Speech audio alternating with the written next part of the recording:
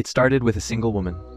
On a warm day in July in the bustling town of Strasbourg, part of the Holy Roman Empire at the time, a woman named Frau Trophea stepped into the street and began to dance. Not to music, not for celebration, she just started moving. There was no rhythm, no joy in her expression. Her feet pounded the ground as if commanded by something unseen, and she didn't stop. Hours passed, then a full day, then another. By the end of the week, 34 more people had joined her, men, women, even children. All of them dancing, not by choice, but as if trapped inside their own bodies. Their faces pale, their eyes blank, their limbs jerking, twisting, convulsing in a rhythm no one could hear. It wasn't a performance. It wasn't a festival. It was a plague. One that spread not with coughs or fevers, but with movement, and nobody could explain it. The people of Strasbourg were terrified. Doctors were summoned, priests were consulted, but nothing stopped the dancers. They kept moving day and night, some screaming in pain as their feet bled through their shoes. Others collapsed from exhaustion only to rise again, arms flailing as if possessed.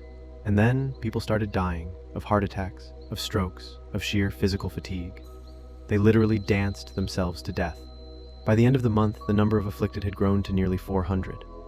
Some reports say 15 people were dying each day. Imagine walking through your city and seeing people collapse in the street, twitching, convulsing, only to be replaced by others who picked up the dance without knowing why. No one knew what to call it, no one knew how to stop it. In desperation, local authorities came to a bizarre conclusion. Maybe the dancers needed to dance more. Maybe it was some kind of spiritual purge and the only cure was to let it burn itself out. So they built a stage, they hired musicians, they even brought in professional dancers, hoping it would somehow contain the madness. But it didn't. The music only made it worse. People collapsed faster, some foamed at the mouth. Their bodies moved like puppets on strings, driven by something that didn't make sense. No joy, no laughter, just desperate, tortured motion.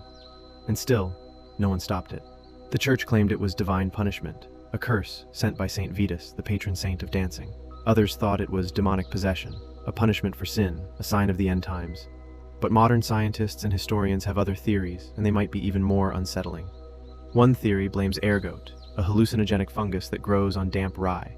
When consumed, it causes hallucinations, convulsions, and mania. The same fungus would later be blamed for the Salem witch trials. But even that doesn't explain everything. If it were ergot poisoning, why would so many people behave in the same way, at the same time, in public? Another theory suggests it was mass psychogenic illness, a kind of collective hysteria brought on by extreme stress, fear, and hopelessness. At the time, Strasbourg was suffering from famine, disease, and deep religious fear. Life was unbearable. Death was everywhere. Maybe the body reacted when the mind couldn't take anymore. Maybe it broke. But what makes the dancing plague so haunting is that no one really knows. No one has ever seen anything quite like it, before or since. And we only know about it through the reports that survived. Letters, medical records, church logs, all of which agree on one thing. It happened. In the summer of 1518, hundreds of people in a European city lost control of their own bodies and danced themselves into the grave. And then, just as suddenly as it began, it stopped. By late August, the dancers began to fall still. No one could explain why. There was no vaccine, no exorcism, no miracle. The streets returned to silence and Strasbourg slowly buried its dead. Officials stopped talking about it, priests stopped preaching about it, but for those who had seen it, nothing was ever the same. To this day, historians debate what really happened in Strasbourg, but no one can deny the chilling truth.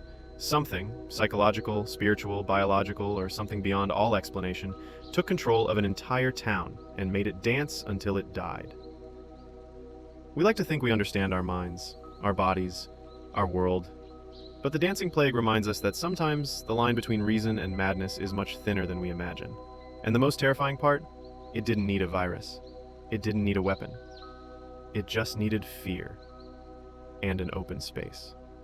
So the next time you tap your foot to music or move without thinking, remember, there was once a city that couldn't stop moving, and no one, to this day, knows why.